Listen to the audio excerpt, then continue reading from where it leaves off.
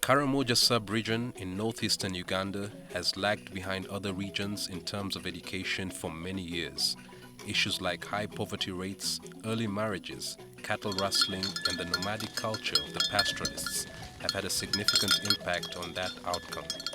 Most of the Karamojong attach more value to their cattle than education.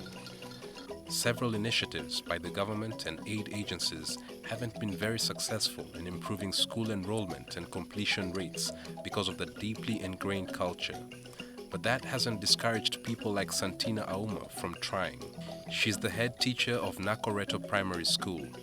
She had a nasty experience with the Karamojong as she tried to change their mindset. So the children also saw that even a mere woman can be a teacher. We are also going. So girls came in, very many of them came in. But what happened? Warriors also came in. There was that tension now. Warriors said, now why is this woman driving away our girls who are supposed to be married to us?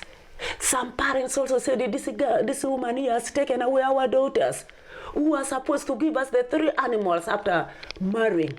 Because here in Karamoja, when you marry and you produce 1 child, your husband will give 3 cows every time after marriage. I said, no problem.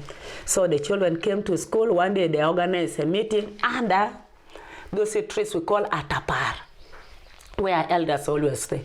They started planning to come and beat me. The next day, very early in the morning, it was on Tuesday, when many people came, over 25, to beat me in my house. I was dragged out naked in only a towel. Then the girl they wanted came at her and said, you people don't kill this poor mama. You leave this woman here. Let me come. The girl went and followed them, and she was given a man that day, at daytime. Kotido district, where her school is located, has many Karamojong warriors ready to take on anyone who dares to disrupt their cherished way of life. But in 2005, these energetic youngsters got their match, a local NGO called Warrior Squad Foundation. The difference, though, was that this group of warriors wasn't using brute force to get their point across. I know many people keep on asking the name about Warrior Squad Foundation. Being a warrior means a person who has the courage to fight for the common goal that he or she believes in, that believes for the entire society. So Warrior Squad Foundation is a team of life savers who fight for the rights of children, youth, and communities who suffer from poverty, disease, and injustice. That's why we came to existence. It is a local organization in the Karamoja, particularly in relation to the project. Warrior Squad Foundation, with the funding support from the Independent Development Fund, received funding to implement a Karamoja Education Performance Management Project. This project is focused on responding to key issues of performance, education service delivery in the Karamoja context. Why we came in with this project is because we believe sometimes the structures that are in place are not functional.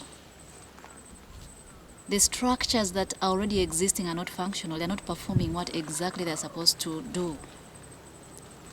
That is why this project came in, to strengthen the structures so that they are able to execute the duties and also in the long run be able to improve the quality of education in the schools of Kotido. Auma's quest to change the negative attitudes towards education got a huge boost from the activities carried out by Warrior Squad Foundation. I am very grateful for the work they have done, and I want to thank them. I want to thank them that let them continue with the work that they are doing. God is going to reward them. Because of the work that Warrior Squad have done, it has changed the attitudes of most parents who were having negative attitudes. They are now positive to the school. They are helping us to protect what we have here, the materials that has been put in place in the school. They are the ones helping us. We have the animals in the school. So it is the parents who are protecting, who are securing it, who are keeping it in the school. Not only that, parents have accepted to give us children. We have 810 pupils in this school. And we have boarders 382 who are sleeping in this school.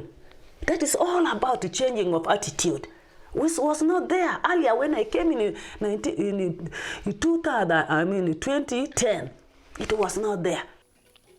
The organization's 15-month project has been hailed by local leaders and the ordinary folk for improving education in the district. So we penetrated with the Warriors Code and got all the cadres of the leaders we wanted. So, because such institutions are normally respected, what they decide is taken. And as a result of that, we started seeing a rise in enrollment. From some of the schools that were normally known to have had a very low enrollment over a number of years.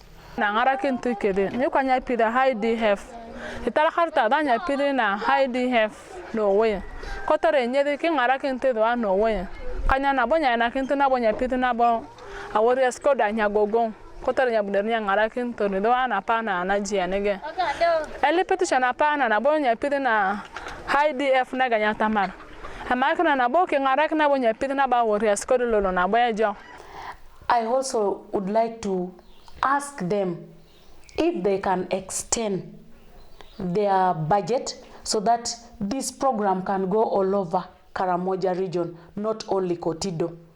It can maybe go to these other neighboring districts. For example, we have Moroto district, we have Napak, we have Nakapriprit, we also have a beam here. So if they can really do that, then we shall really appreciate it. We shall always be thankful for that. But that noble mission of ensuring a peaceful and just society hasn't come easy. Just like any other project, there are bound to be challenges. And first of all, looking at the small context, the small time frame to create this kind of changes or impact of the project, it is too small. It's 15 months. And if it was something long, then we could have been positioned to get more satisfactory results as a result of the project. During our implementation, of course, at the first time, as a lesson, there was a lot of high expectation, though we managed to handle it through.